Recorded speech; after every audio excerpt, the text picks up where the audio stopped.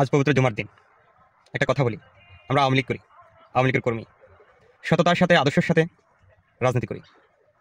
কর্মী হিসেবে আমি বলতে চাই, আল্লাহ পাক কোরআনে বলেছেন, একজন একজন ইমানদার ব্যক্তি দুনিয়াতে থাকা পর্যন্ত কিয়ামত হবে না, এই পৃথিবী ধ্বংস হবে না।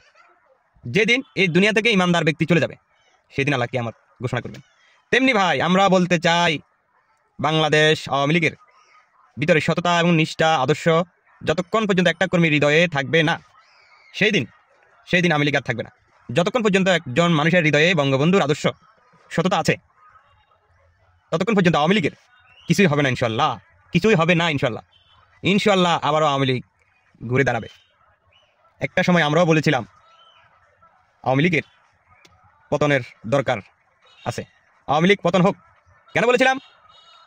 ত্যাগী কর্মীরা যেভাবে লাঞ্ছিত, বঞ্চিত, অবহেলিত হচ্ছে, তখন আমরা বলেছিলাম আহারে আওয়ামী লীগ শেষ, আওয়ামী লীগকে ধ্বংস করে দিছে, ধ্বংস হয়ে যাচ্ছে, আওয়ামী লীগের পতনের দরকার আছে।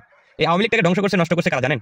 বিএনপি এবং জামাতের অনুপ্রবেশকারী নেতারা, শেখ পরিবারের অসংখ্য নেতা, মানুষ, এমপি মন্ত্রীরা টাকার বিনিময়ে, অর্থের বিনিময়ে বিভিন্ন জেলা উপজেলাতে বিএনপি জামাতের নেতাকর্মীদেরকে পদ পদবিতে নিয়ে এসেছে।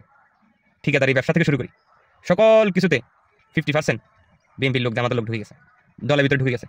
বিএনপি জামাতের নেতাকর্মী ভাইরা মাল কামাইছে, আর আওয়ামী লীগের ত্যাগী কর্মীরা লাঞ্ছিত এবং বঞ্চিত হয়েছে। এই কারণেই আমরা বলেছিলাম আওয়ামী লীগের পতন হোক।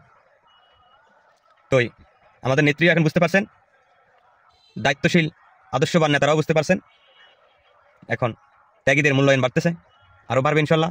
তাই বলি আবার ঘুরে দাঁড়াবে বাংলাদেশ আওয়ামী লীগ। জয় বাংলা, জয় বঙ্গবন্ধু।